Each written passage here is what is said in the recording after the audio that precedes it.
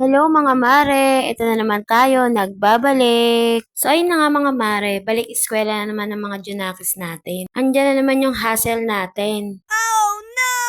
So ayun na nga mga mare, kagigising ko lang dyan.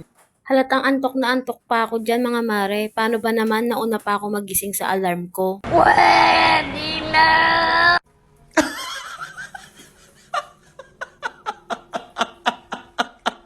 Kala ko ba naman alarm ko na, yung pala away sa labas.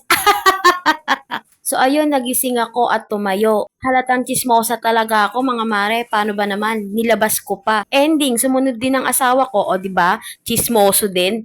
Mag-asawa nga talaga kami. Nagpalusot pa siya dyan mga mare. Ayaw na lang sabihin na nakikichismis din siya.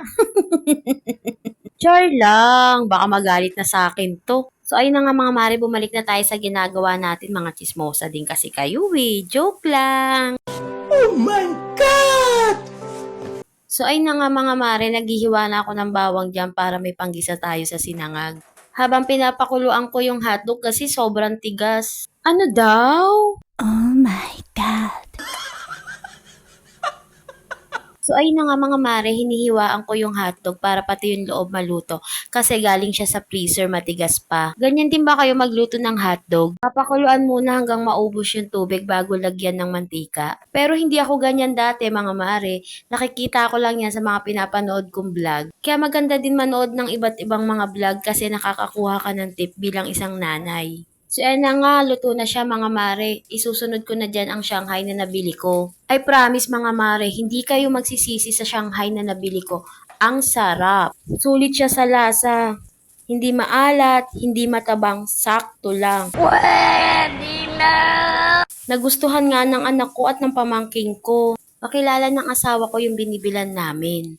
Kapsilugan kasi yun. Lagay ko na lang sa taas yung Facebook page nila.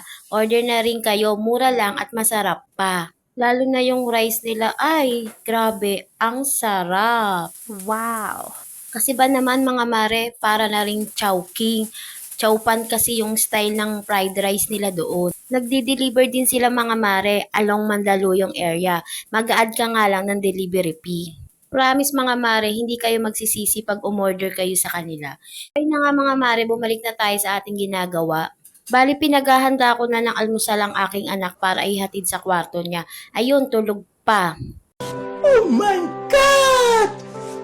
Nag-iisa ko lang kasing anak yan, kaya spoiled yan sa amin. Kaya inaasikaso ko pa siya. So ayun, pagkatapos kong hatiran ng almusal, nagpakulo ako ng mainit na tubig pampaligo niya. And then, hinanda ko yung sosotin niya. Bali, Tuesday ngayon, pampi siya. So, ayan, naramdaman ko kumukulo na yung mainit na tubig. Tinga, uwe.